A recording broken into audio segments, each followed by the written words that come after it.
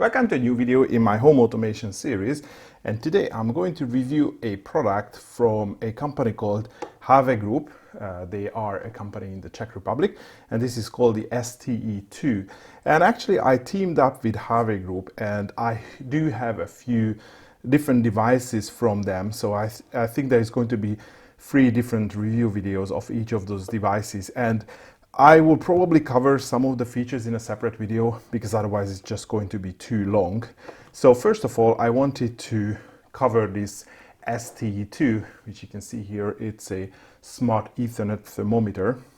And before I dive into the review, I wanted to share with you with this device, I understood that there is a market which is not really home automation, it's not really industrial automation, but it's sort of like automation and monitoring in places where you might have, in automation in, let's say, in an office, in a commercial environment, but then you do have some requirements where you want to monitor something separately, or maybe your building management system doesn't cater for the automation or for the monitoring that you want to do. And because of the various reasons, we are going to see that this device is very widely used in IT areas. So let's say you have an IT company which has server rooms, and you just want to make sure that the servers are not heating up, the AC in the server room is working correctly. Then this is a device that you can use because it just connects to the internet. It has the external sensors. So here I have a temperature sensor, and I also have a simple conductivity based float sensor. And you can set up simple email or text message alerting whenever the temperature reaches certain values or if there is a float detected. So a very simple scenario, but with this device you can just easily deploy. As you can see, the sensors are connected using RJ11 phone jacks, and it is basically a plug and play system. You deploy. It has a built-in server where you can do the administration, which is very simple, and you have an alerting system. And to be honest, this is something that you could deploy much more easily than, let's say, contact your vendor for the building management system and make sure that the building management system is extended to the let's say to the server room, so it monitors the server temperature, because that can take time and a lot of money. But this is something, an off-the-shelf product that you can just buy in the internet and probably configure within a few minutes. Let me go through the main features of this device. As you can see, it's a very stylish looking box, and it has just standard feet, and also it has screw mounts on the bottom, and all the controls are basically in one side. So you have a power jack for 5-volt power, and there is a separate power lead provided. You have an Ethernet connector, so this device can connect to the internet using the Ethernet connector, but it also has Wi-Fi, so you can decide which one you want to do. And if, again, in a commercial setting where you have PoE, then this can be powered over the Ethernet jack as well, using power over Ethernet, so you don't need to connect the external power supply. And you have 2 sensor ports, which can be a number of different sensors. For the testing purposes, I have a 1-wire temperature sensor, and I also have this float sensor. But there are other sensors available, so you can have temperature, humidity, and I think there are a few different examples. I'm probably going to overlay the web page here. And the good thing about this is that, as you can see, everything is plug and play. So all the sensors come with this jack. Device automatically identifies what is the device that is connected, so you don't have to do any configuration. Basically just plug it in, and then it works. Very simple. And we also have 2 digital inputs, so digital input 1, digital input 2, which are simple dry contacts. So for the testing purposes, I connected a simple push switch to them. So these could be, let's say, door sensors. Again, just to talk about the server room example, you can monitor temperature, humidity, maybe flooding in the server room, and you can also monitor who is going in and out using the digital input. So this can be connected to, let's say, like a simple reed switch door sensor. So in terms of the control, this device has a built-in web server, and you can do all the administration, setting up your Wi-Fi account, setting up email alerting, the email addresses where the alert email is going to be sent, phone numbers where the text messages are going to be sent, and of course you can configure what is an alert. So what is the temperature range which should send an alert. For the flood sensor, obviously, if there is a flood, it's going to send an alert. Again, what is the alert status for the inputs? Is it the open state or the closed state? And also there you have options for security configuration, so you can install security certificates on this device so it can communicate securely with servers. And because, as I said, it is very widely used in IT environment, it also contains SNMP protocol. So the SNMP infrastructure that you have to monitor your servers and the routers can be used to monitor this device as well. So we will see in the configuration that there are OIDs for the different temperature values, the input sensor values. So you can just hook it up with your SNMP management software. You can create traps, so it automatically creates alerts on either the digital inputs or the sensor values. So if you have such a setup, you don't even have to bother with, a third-party monitoring solution. You can just integrate it into your SNMP solution. And besides all of these, there is also a SenseDesk online monitoring solution where you can monitor these devices and also do the configuration. And to be honest, because I will be covering a lot, I think I'm going to do the SenseDesk documentation or review in a separate video. So we just deal with what you can do with the, the built-in web server and its management. And just to show you the box, it comes in this very stylish box. So it says Have Group here and the STE2, and you can see the main spec here. So it supports wireless and wired internet PoE and the use of various sensors, the SenseDesk, the online monitoring solution, easy configuration using the built-in web server, email alerts, and IoT ready. And there are a couple of specs here. And in this box, you are getting the device itself. And so that's the ST2, a one-wire temp sensor. So this is this gray one. There was also a 5-volt plug. And I received the float sensor as a separate. As I said, it can support 2 different sensors, so you can pick and choose which one you want. And I've already unboxed everything, but you can see that the various components are packaged separately, and you are also getting a very short quick start guide, which tells you how you start, configuring the system, how you set it up, add the Wi-Fi credentials, and use the built-in web server. To be honest, the easiest thing for me to do was that I connected the device using the Ethernet. Then I checked on my router what is the IP address of this device, and I was able to log in the management console or the web server. And within the web server, I was able to configure my wireless credentials, and after that, I was able to connect it using Wi-Fi. But of course, the Ethernet is always available. And that was all. Then I was ready to go. So I'm going to set this up unit quickly, and setting it up is really easy. I'm going to connect the temperature sensor to port 1, and I'm going to connect the float sensor to port 2, and I'm also going to connect the 2 switches or the push buttons to the inputs. And that's it. Now I just need to provide power and I'm ready to go. Okay, so I've connected the device and I just used the 5-volt power supply which is provided, and now you can see it's up and running. And I checked the IP, and I checked the IP address of this device. I was able to log into the administration page straight away. And you can see here right away that it shows me what the device is, what is the different sensors that are connected. So I have a float sensor, and I also have a temperature sensor which is showing 24.1 degrees, and it is in alarm high because I set already a threshold for the temperature sensor. So we are going to see that later on.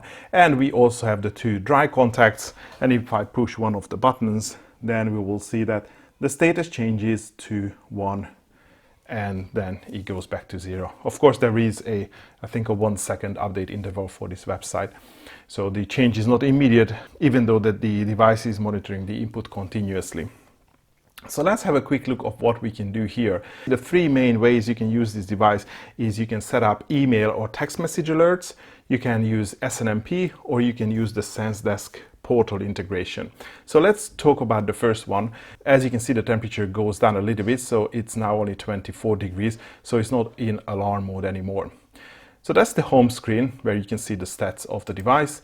We can go into general setup where you can set up the device. You can specify the device name, some info, what is the temperature unit that it should use, what is the web update period. You can specify periodic restart, also network details. I just configured it to use DHCP. Actually 182 was already used, so now the IP is 195, but ideally you would want to set it up to a fixed IP address, so you can specify the IP details here. You can also change the port if you want it to be on a different port, and you can do that. I haven't specified any username or password for this admin page, so it's open to everyone, but again, you can have some user restriction or login restriction set in here. The next one is the security. And I don't want to go into the details, but here, if you want to use secure connections, so HTTPS as opposed to HTTP, you can install server certificates here, or you can even generate your own self-signed certificate here on this page. So everything is here to integrate it securely into your network environment. On the Wi-Fi page, you can see what Wi-Fi it is connected to, and at the bottom of the page there is also a scan option, so you can scan for Wi-Fi networks. The next page is the sensors. As I said, the sensors are automatically detected, so as soon as you plug it in, you will see what is the type of the sensor, and you can rename the sensor. So you can, if you have multiple temperature sensors or flood sensors, you can give them different names, and this is where you specify the safe range. So this sensor is safe between 20 and 25 degrees, and when I connected first time, I think probably I just heated up the sensor, and this is why it was sending alarms. And you can specify what is the alarm target that it should send the alarms to, and you can also specify a delay. So let's say if the flood sensor is only detecting a flood peak, which lasts only like 5 seconds, maybe like a false alarm, you can set it to like, I don't know, 60 seconds. So if there is an alarm for 60 seconds, then only it's going to send out an email. You can do the same for digital inputs as well. You can name them. You can even name what the 0 and the 1 state should be. I don't know, for doors it's probably like open, close, but you might have different ways you are going to use that. And just like here, you can specify when the alarm needs to be going off, whether it's in 0 state or 1 state. And of course, you can specify the alarm targets here as well, and you also have a delay. Next one is the email setup. This is where we go into the email options. So first of all, you need to specify your email account. This is how you would specify it to Gmail if you want to use Gmail, and you can set up like TLS, so it would be secure connection to Gmail. I have two-factor authentication set up for Gmail, so if you want to use it with two-factor authentication, you also have to set up an app password, so that specific password that the STE2 is going to use. So with that password, it will allow you to send emails even if you have two-factor authentication set, otherwise it's not going to work. Similarly to the email, you can also send text messages, and for that you have to use a remote SMS gateway. I don't have access to any of these, so I'm not using this functionality, I'm only using emails. And last, once you have set up your email or your text message, email server or the text message gateway, you can set up alarms. So you can have multiple alarms. So you can have one alarm for the temperature, one alarm for the flood. You can have a third alarm for the various inputs if you want to send these messages to different people. So I just created one single alarm, which is called the My Alarms. And here you specify the email addresses where the email notification needs to be sent to, and also where the text messages need to be sent to. And I think we can test the alarm functionality. So first of all, what I'm going to do is I'm going to touch this sensor, and I'm just going to heat it up so it would generate an alarm. So we just have to wait for a couple of seconds until it reaches above 25 degrees. Well, we are already there. So as you can see, 25.8, and most probably the email is sent out now. And we can do the same with the flood sensor as well. I just have a cup with some water, and I'm just going to put this flood sensor in.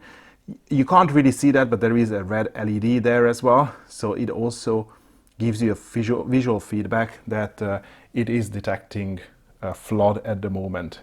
And if I take it out, then after a couple of seconds the alarm is going to go off. Well, it already did. And we probably have to wait a little bit more for the temperature sensor to go below 25 degrees. And if I check my emails, I can already see these emails coming in. And as you can see, I've received 3 emails up until now, because first I received when the alarm started for the temperature sensor, and then when the alarm started for the float sensor, and when the alarm ended for the float sensor. And most probably after a couple of minutes I will also receive a 4th message once the temperature sensor goes below 25 degrees. And let's see how this email looks like. And the email subject comes from a few various parts. So here first I have the STE2 alarm, which is something that I specified on my email, SMTP email settings. And then next is the name of the device. So this is what I could have changed in the device summary page. So it is this one here, the device name. So again, you can just, if you have multiple of these devices, you can name it different. So whoever receives the email would exactly know where the issue is. And then the next is the sensor name. And then you see the current value, well, actually the value which triggered the alarm, and you can see that the alarm started. Again, you have device details here, date and time, and it also shows you the various, inputs and all the other sensors as well, and it shows which one triggered the alarm. And if I go into the next email, I can see that it's pretty much the same, but here I can see that the alarm started for the float sensor, because now it has a value of 1, it just has the value of 0 and 1. And then the third one when the alarm ended for the float sensor. And as I said, most probably there is going to be another one for this temperature sensor as well. The reason it is still an alarm, because on the sensor side you can set up a hysteresis of 1 degrees. So it switches when it goes above 25, but it will switch off when it goes below 24, or actually 24 or below. If you want to monitor something which is not part of the current monitoring system, you want to do it quick and easy. I mean, it doesn't get any easier than that. You can just set it up and it just works, and you start receiving the emails or the text messages of these sensors. So that's the emailing part. Let's look at what is possible in the SNMP. And to be honest, I don't have an SNMP software, so I'm just going to glance through the details here. But I think if you know this area well, then pretty much everything is going to be self-explanatory. So again, you can specify the name of this system, and you can set the various access levels, the public and the private, and what they have access to. And pretty much what you need is right here. So here you can see the OID table for this device, and you can see all the different keys where this device publishes values.